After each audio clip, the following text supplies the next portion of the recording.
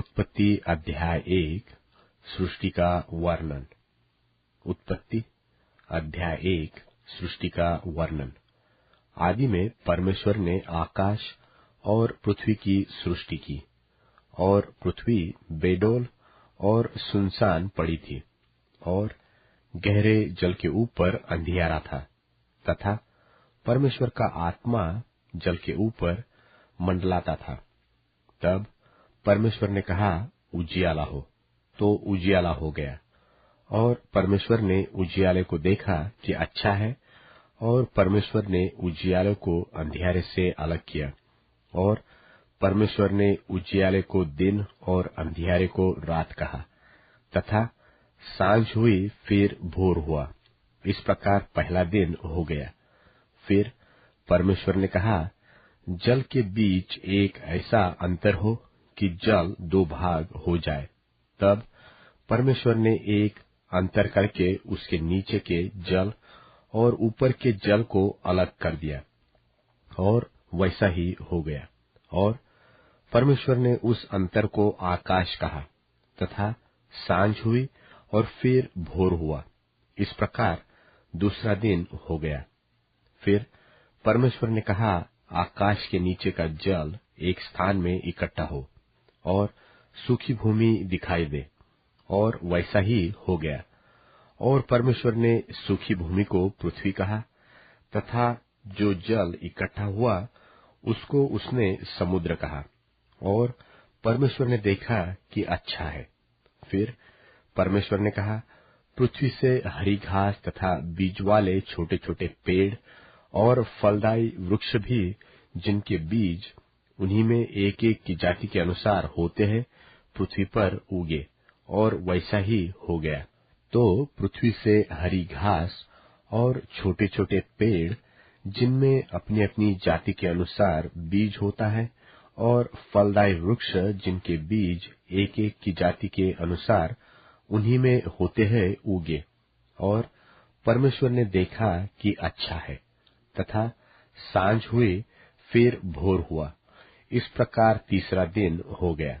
फिर परमेश्वर ने कहा, दिन को रात से अलग करने के लिए आकाश के अंतर में ज्योतियां हो, और वे चिन्हों और नियत समयों और दिनों और वर्षों के कारण हो। और वे ज्योतियां आकाश के अंतर में पृथ्वी पर प्रकाश देने वाली भी ठहरे, और वैसा ही हो गया। तब परमेश्वर ने दो बड़ी ज्योतियां बनाई। उनमें से बड़ी ज्योति को दिन पर प्रभुता करने के लिए, और छोटी ज्योति को रात पर प्रभुता करने के लिए बनाया, और तारागण को भी बनाया। परमेश्वर ने उनको आकाश के अंतर में इसलिए रखा कि वे पृथ्वी पर प्रकाश दे, तथा दिन और रात पर प्रभुता करे, और उजियाले को अंधियारे से अलग करे। और परमेश्वर ने देखा कि अच्छा है। तथा सांझ हुई, फिर भोर हुआ। इस प्रकार चौथा दिन हो गया। फिर परमेश्वर ने कहा, जल जीवित प्राणियों से बहुत ही भर जाए, और पक्षी पृथ्वी के ऊपर आकाश के अंतर में उड़े। इसलिए परमेश्वर ने जाति जाति के बड़े बड़े जल जंतुओं की और उन सब जीवित प्राणियों की भी सृष्टि की, जो चलते फिरते हैं, जिनसे जल बहुत ही भर गया। और एक एक जाति के उड़ने वाले पक्षियों की भी सृष्टि की। और परमेश्वर ने देखा कि अच्छा है।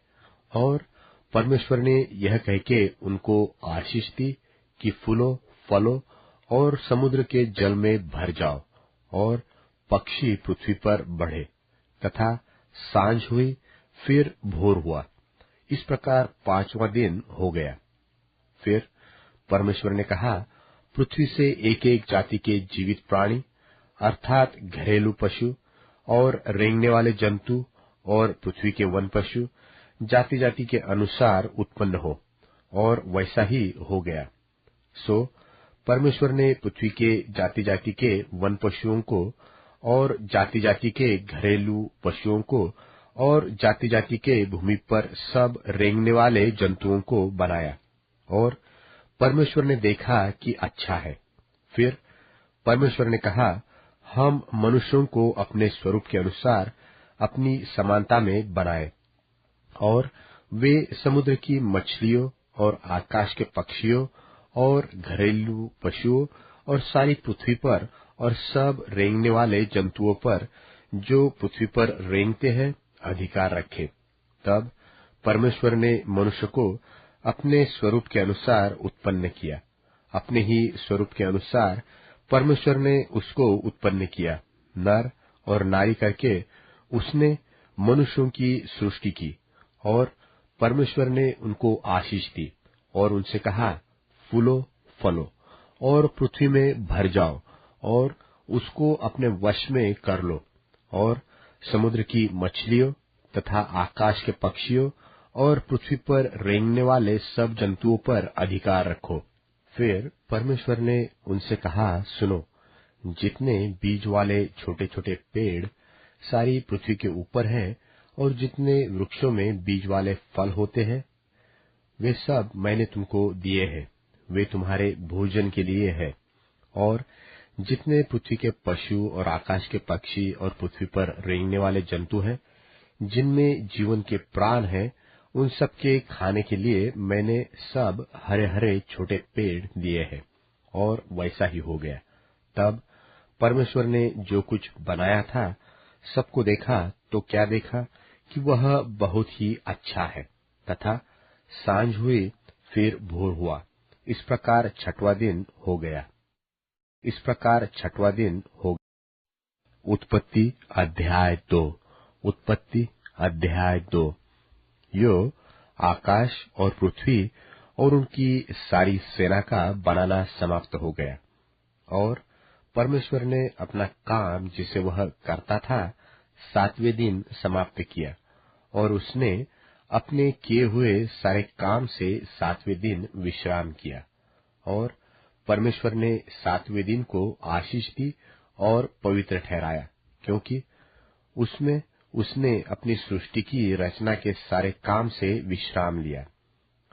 आकाश और पृथ्वी की उत्पत्ति का वृत्तांत यह है कि जब वे उत्पन्न हुए, अर्थात जिस दिन यहोवा परमेश्वर ने पृथ्वी और आकाश को बनाया, तब मैदान का कोई पौधा भूमि पर न था, और न मैदान का कोई छोटा सा पेड़ उगा था, क्योंकि यहोवा परमेश्वर ने पृथ्वी पर जल नहीं बरसाया था, और भूमि पर खेती करने के लिए मनुष्य भी नहीं था। तो भी कुहरा पृथ्वी से उठता था, जिससे सारी भूमि सींच जाती थी।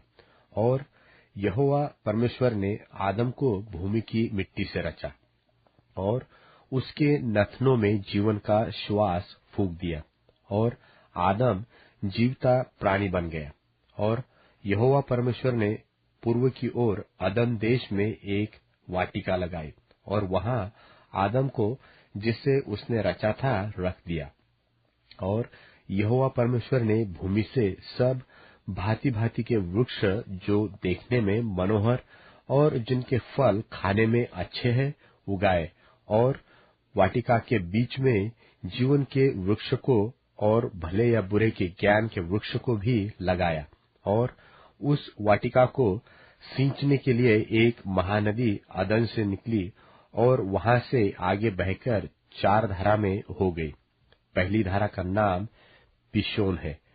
यह वही है जो हवीला नाम के सारे देश को, जहां